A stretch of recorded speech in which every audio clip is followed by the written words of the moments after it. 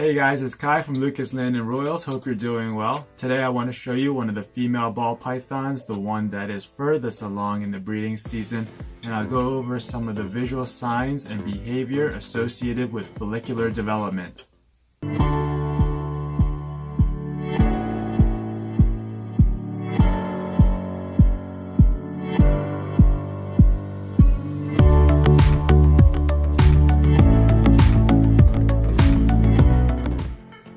So the female I'm about to show you is an ivory, also known as a super yellow belly. That means she has 2 copies of the yellow belly gene.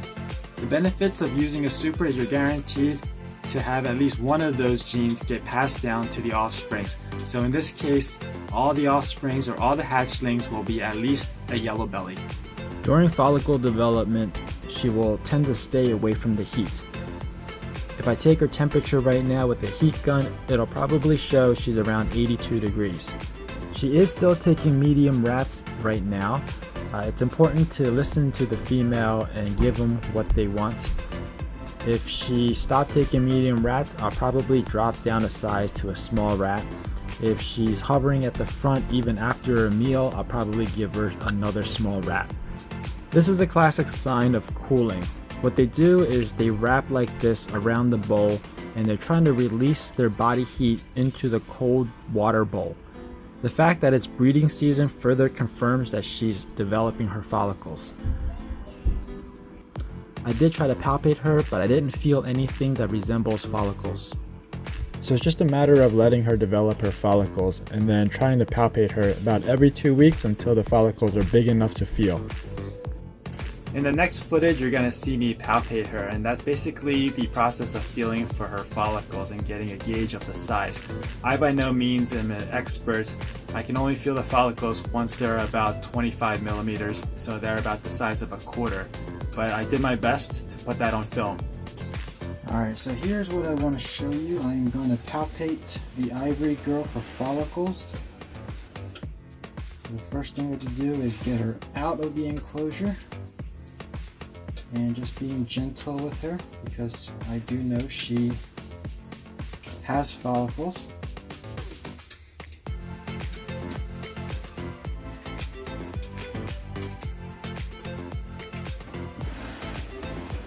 And here's a little trick from Ryan Gundy. I saw this in his video.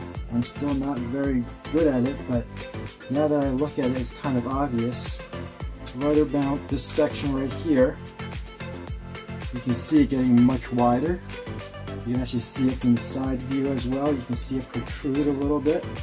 So basically you're letting gravity pull that section, the follicles, down and gather in this area. So you can use that to gauge whether or not she is developing and how far along she is. I'm not exactly proficient in this technique yet, but I do see it now, and I think just getting more experience would help. Alright, so what I'm going to do, I'm just going to let her slide back into her cage, just like this, put her in, and once we get to that bulge area, you'll see my fingers start bouncing up and down. 1, 2, 3, 4, 5. She's locked up a little bit. 6, 7. I think there's 7. So she's locked up a little bit because she's reached the end of the tub on the inside. So there was no reason for her to keep gliding in. So she was actually using her muscles to coil around. But I could feel about 7 follicles in there. So that probably wasn't the best example of palpating a snake, but for me, it's not the number of follicles that matters most. What I really am looking for is the size, and I think what I felt was 25 millimeters. So at that point, it's important to continue to put the male in with her periodically to entice her to continue developing those follicles. They should be growing at a rate of 10 millimeters per month. Once those follicles get to about 35 millimeters, you can feel a little bit relieved because it's very unlikely at that size they will be reabsorbed. And the month after that is when you have to pay more closely attention to her because you're going to be looking for signs of her ovulation. I'll show you what that looks like. This ovulation started in the morning for this girl. It appears to be just the beginning though. You can see the bulge begin about an inch after this shadow line that's caused by the rack, and the swelling continues down right until before the bend of the tail. When you see the last third of the body thicker than the midpoint of the body, it could mean two things. She either needs to expel waste or it's an ovulation.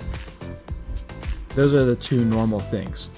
Since I know she has follicles and she hasn't eaten in 5 weeks, I don't think it's caused by any waste. I'm pretty confident calling this an ovulation.